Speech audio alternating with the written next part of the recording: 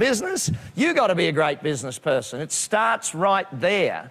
But when the average business person who got real passionate when they first started their business, over a period of time, what happens is their only goal in life is to pay the bills.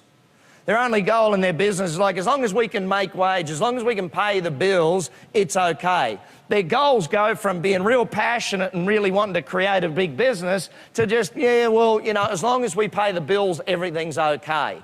And that's one of the biggest killers. It's like, why is it when people have their own business and people ask, well, what do you do? And they say, I have my own small business. What a dumb thing to say. Why would you say it's small from the outset? Why would you think that way from day one?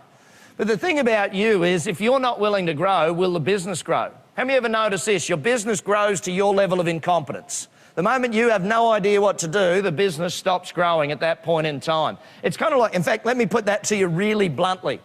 If I owned your business, what's the chances you'd be kept on as CEO?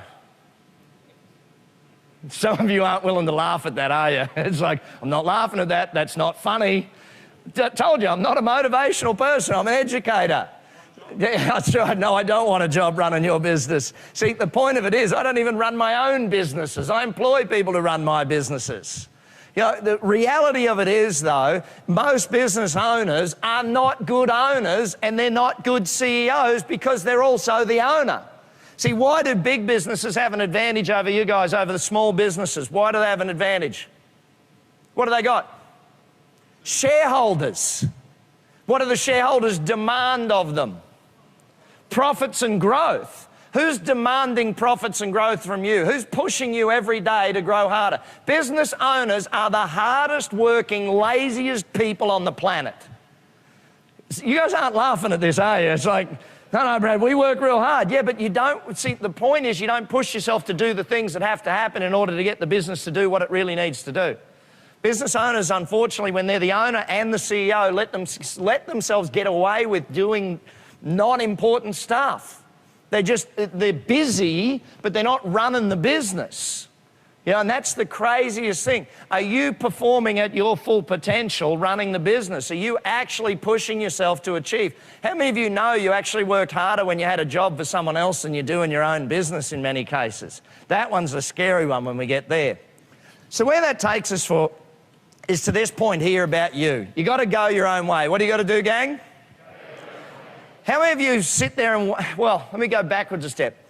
I see business owners all the time, and because we do this in 53 countries, I get to meet them in Portugal, I get to meet them in China, I get to meet them all over the world, and they all make very similar mistakes. They all listen to too many damn people's opinions.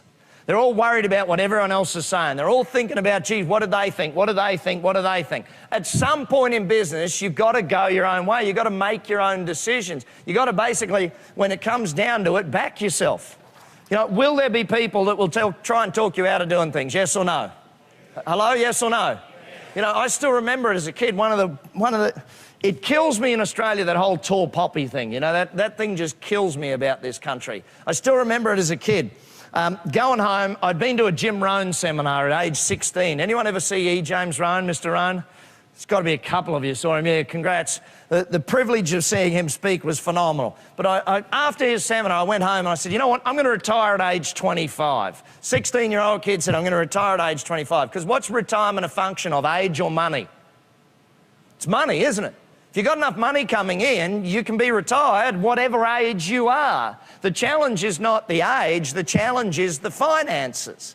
So I set my goal to be retired at age 25. Now, I made one mistake. I told one of my friends, Leon, hey, Leon, I'm going to retire at age 25.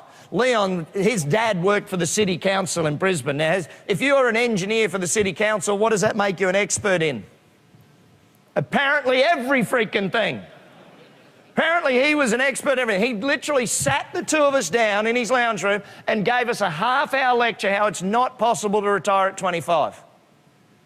See, and you can do this one of two ways. You can either take that as motivation or you can take that as an excuse or a reason not to do it. But I was taught from a dad from age, you know, very, very young. He said, Brad, most people are idiots. Back yourself. Go your own way. Do what you need to do to get there. And I love it because every time I bought a new car, I'd go and visit Leon's dad. I'd pull up about 5 in the morning, honk the horn, wave.